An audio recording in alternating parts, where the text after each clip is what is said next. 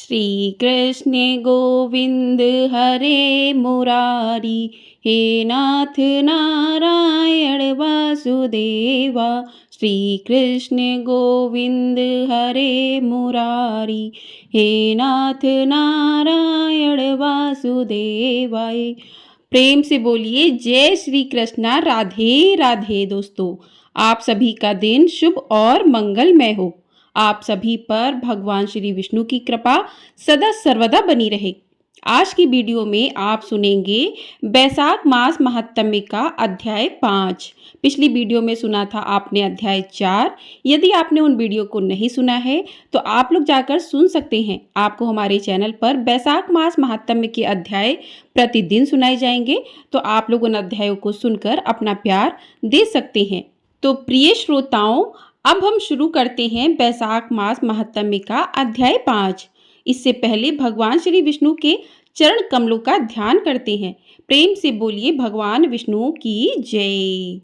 बैसाख मास महात्म्य में आगे की कथा, जिसमें राजा पुरु यशा को भगवान का दर्शन, उनके द्वारा भगवत स्तुति और भगवान के वरदान से राजा की सायुज्य मुक्ति का वर्णन है। श्रुतदेव कहते हैं, परमात्मा भगवान नारायण चारों भुजाओं से सुशोभित है। उन्होंने हाथों में शंख, चक्र, गदा और पद्म धारण कर रखे हैं। वे पीतांबर धारण करके वरमाला से विभूषित थे। भगवती लक्ष्मी तथा एक पार्षद के साथ गरुड़ की पीठ पर विराजित थे। उनका तेज देखकर राजा के नेत्र सहसा मुद गए। उनके सब अंगों में रोमांच हो आया और नेत्रों से आंसू की धारा बहने लगी। भगवान के दर्शन के आनंद में उनका हृदय सर्वथा डूब गया। उन्होंने तुरंत आगे बढ़कर भगवान को साष्टांग प्रणाम किया। फिर प्रेम विफल नेत्रों से विश्वात्मक श्री हरि को बहुत देर तक निहार कर उनके चरण धुले और उस जल को अपने मस्तक पर धारण किया।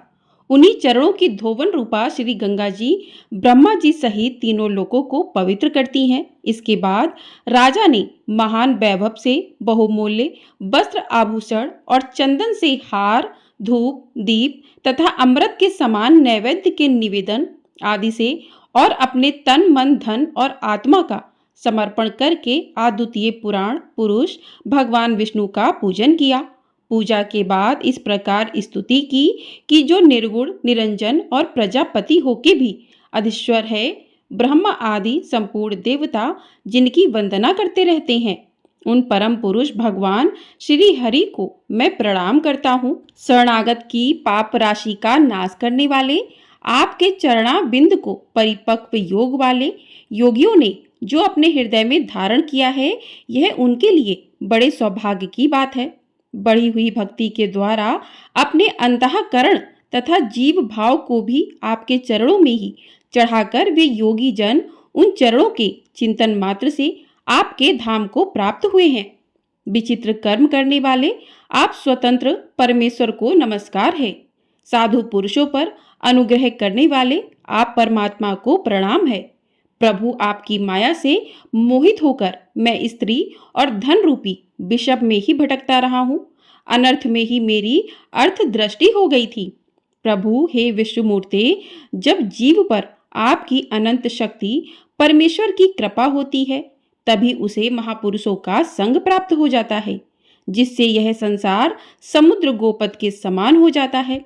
मेरा सारा राज्य जो मुझसे छीन गया था, वह भी आपका मुझ पर महान अनुग्रह ही हुआ है, ऐसा मैं मानता हूँ। मैं ना तो राज्य चाहता हूँ प्रभु, न पुत्र आदि की इच्छा रखता हूँ, न कोष की इच्छा रखता हूँ, अपितु मुनियों के द्वारा ध्यान करने योग्य जो आपके आराधने चरणाविंद हैं, उन्हीं का नित्य सेवन करना चाहता हूँ। हे देवेश्वर, हे जगत निवास, मुझ पर प्रसन्न हुइए, जिससे आपके चरण कमलों की स्मृति बराबर बनी रहे तथा स्त्री, पुत्र, खजाना और आत्मी कहे जाने वाली सब पदार्थों में जो मेरी आसक्ति है, वह सदा के लिए दूर हो जाए।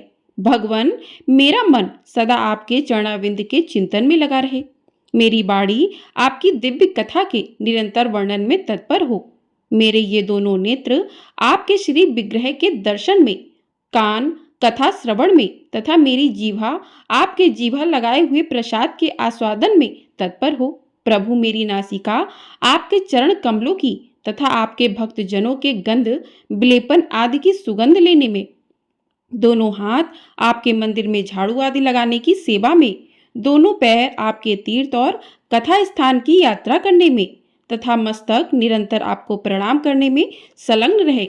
मेरी कामना आपकी उत्तम कथा में और बुद्धि आपका चिंतन करने में तत्पर हो। मेरे घर पर पधारे हुए मुनियों द्वारा आपकी उत्तम कथा का वर्णन तथा आपकी महिमा का गान होता रहे और इसी में मेरे सारे दिन बीते। हे श्री विष्णु, एक क्षण तथा आधे पल के लिए भी ऐसा प्रसंग कभी ना आए जो आपकी चर्चा से रहित हो। मैं परमेश्वरी ब्रह्मा का पद, भूतल का चक्रवर्ती राज्य और मोक्ष भी नहीं चाहता, केवल आपके चरणों की निरंतर सेवा चाहता हूँ, जिसके लिए श्री लक्ष्मी जी तथा ब्रह्म शंकरा आदि देवता भी सदा प्रार्थना किया करते हैं।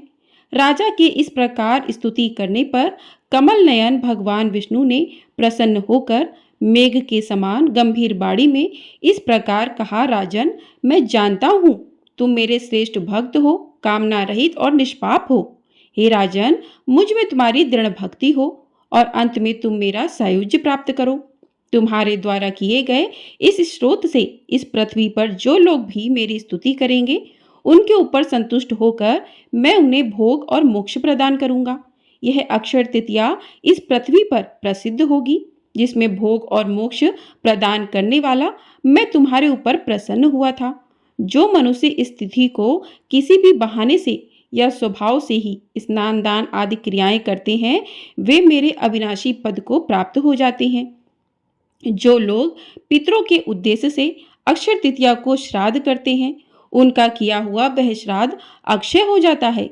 इस तिथि में थोड़ा सा भी पुण्य, जो भी पुण्य किया जाता है, उसका फल अक्षय होता है। राजन, जो कुटुंबी ब्राह्मण को गाय दान करता है, उसके हाथ में सब संपत्तियों की वर्षा करने वाली बुद्धि और मुक्ति भी आ जाती है। अनग, यह बैसाख मास मेरे चरण चिंतन की ही तरह ऐसे सहस्त्र पापों को हर लेता है, जिनके लिए शास्त्रों में कोई प्रायश्चित ही नहीं है। राजा को यह वरदान देकर देवादिदेव भगवान जनार्दन सबके देखते ही देखते वहीं अंतर्ध्यान हो गए। इसके बाद राजा पुरु यशा सदा भगवान में ही मन लगाए हुए उन्हीं की सेवा में तत्पर रहकर इस पृथ्वी का पालन करने लगे। देव दुर्लभ समस्त मनोरथ का उपभोग करके अंत में उन्होंने चक्रधारी भगवान विष्णु का सायुज्य प्राप्त कर लिया। जो इस उत्तम उपाख्यान को सुनते और सुनाते हैं, वे सभी पापों से मुक्त होकर भगवान विष्णु के परम पद को प्राप्त हो जाते हैं।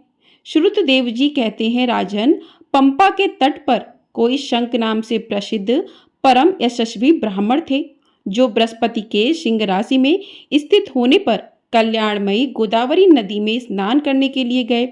मार्ग में परम पवित्र भीमरथी को पार करने के बाद दुर्गम, जल शून्य और भयंकर निर्जन वन में धूप से विकल हो गए थे। बैसाख का महीना था, दोपहर का समय था। वे किसी वृक्ष के नीचे जा बैठे। इसी समय कोई दुराचारी शिकारी हाथ में धनुष धारण किए वहां आया और ब्राह्मण के दर्शन से उसकी बुद्धि पवित्र हो गई और वह इस प्रकार कहने लगा कि मुने, मैं अत्यंत दुर्बुद्धि और पापी हूँ। मेरे ऊपर आपने बड़ी कृपा की है, क्योंकि साधु महात्मा स्वभाव से ही दयालु होते हैं। कहाँ मैं नीच कुल में उत्पन्न हुआ व्याध और कहाँ मेरी ऐसी पवित्र बुद्धि। मैं इसे केवल आपका ही उत्तम अनुग्रह मानता हूँ। हे साधु बाबा, मैं आपका शिष्य हूँ, कृपा पात्र हूँ। साधु पुरुषों का समागम होने पर मनुष्य फिर कभी दुख को प्राप्त नहीं होता। इसलिए आप मुझे अपने पापनाशक वचनों द्वारा ऐसे उपदेश दीजिए, जिससे संसार बंधन से छूटने की इच्छा रखने वाले मनुष्य अनायास भवसागर से हो जाते हैं।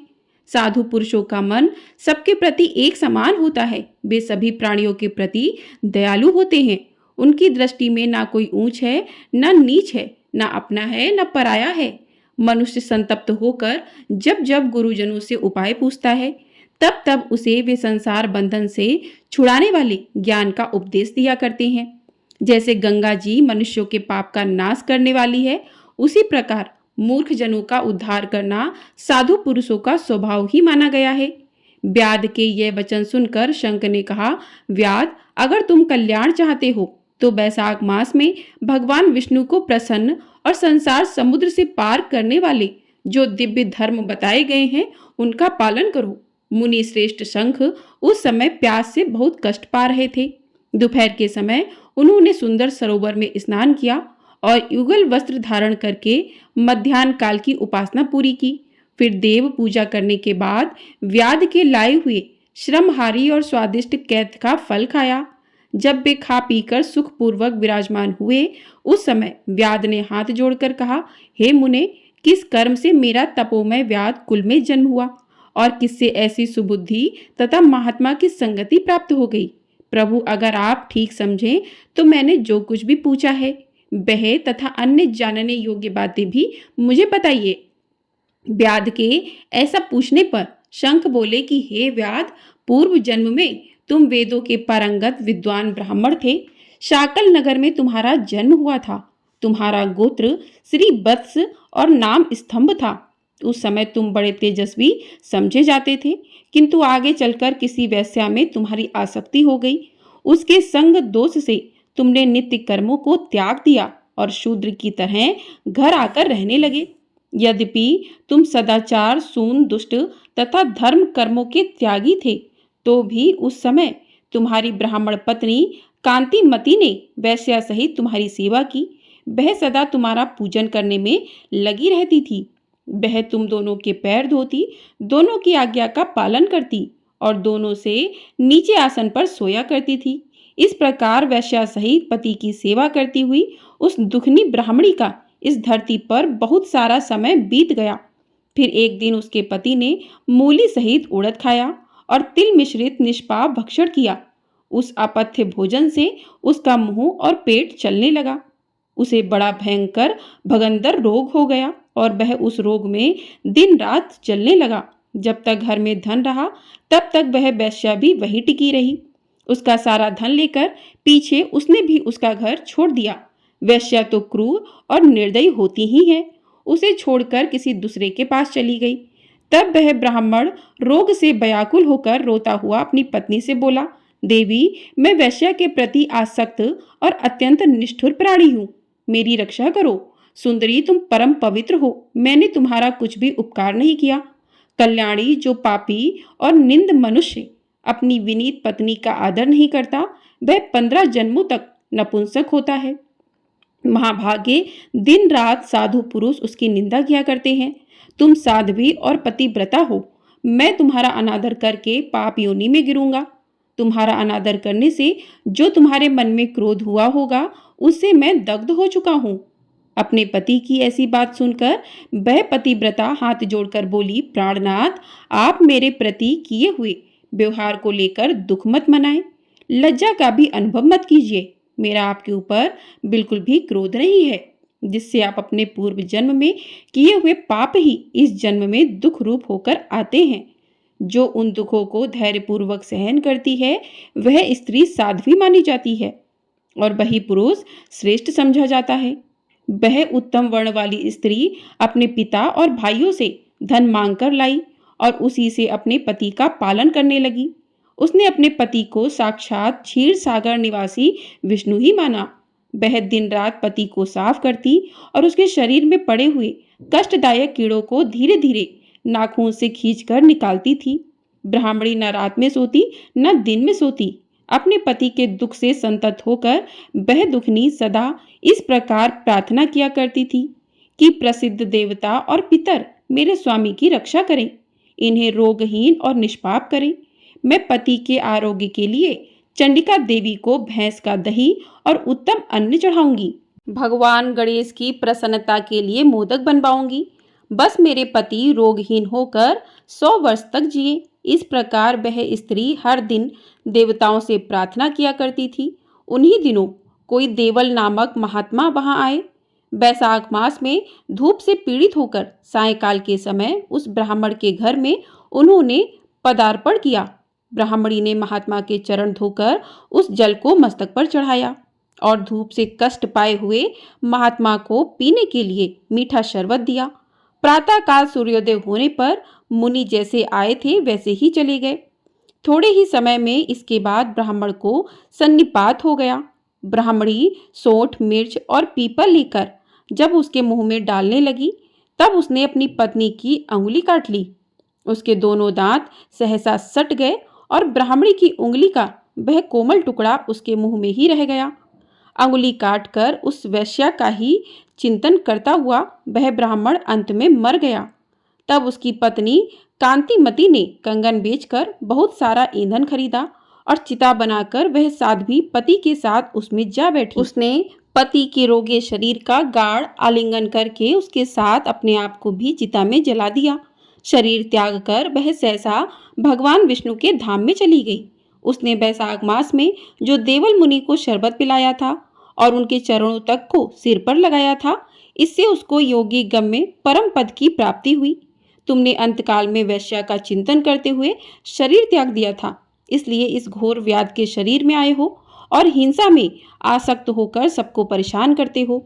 तुमने बैसाख मास में मुनि को शरबत देने के लिए ब्राह्मणी को आज्ञा दी थी, उसी पुण्य से आज व्याध होने पर भी तुम्हें सब सुखों के एकमात्र साधन धर्म विषयक प्रश्न पूछने के लिए यह उत्तम बुद्धि प्राप्त हुई है। तुमने जो सब पापों को हरने वाले मुनि के चरणों तक को अपने सिर पर धारण किया था, उसी का यह फल है कि वन में तुम्हें मेरा संग मिला है। इसके बाद ब्राह्मण शंख ने उस व्याध को बैसाख मास महात्म्य की एक कथा सुनाई। उस कथा को सुनकर एक सर्प का उद्धार हुआ। वह सर्प कौन था, किस प्रकार से उसका उद्धार हुआ और बैसाख मास महात्म्य श्रवण से व्याध का वाल्मीकि होने का वर्णन आप अगले अध्याय में सुनेंगे। आज का अध्याय यहीं पर समाप्त करते हैं। प्रेम से बोलिए श्री विष्णु की जय। प्रेम से बोलिए माता लक्ष्मी की जय। तो इस प्रकार से आज का अध्याय यहीं पर समाप्त हुआ। इसके आगे का वृत्तांत आप अगले अध्याय में सुनेंगे। अगला अध्याय सुनने के लिए आप लोग चैनल को सब्सक्राइब कर लीजिएगा, जिससे आप लोगों को सभी अध्याय समय पर प्राप्त हो सके। और चैनल को सब्सक्राइब करके बेल आइकन कर दीजिएगा, जिससे आपको सभी वीडियो समय से प्राप्त हो सकेंगी। ये वीडियो पसंद आई हो तो कमेंट बॉक्स में जय श्री कृष्णा राधे राधे अवश्य लिखिएगा और वीडियो को भी लाइक कर दिया कीजिएगा।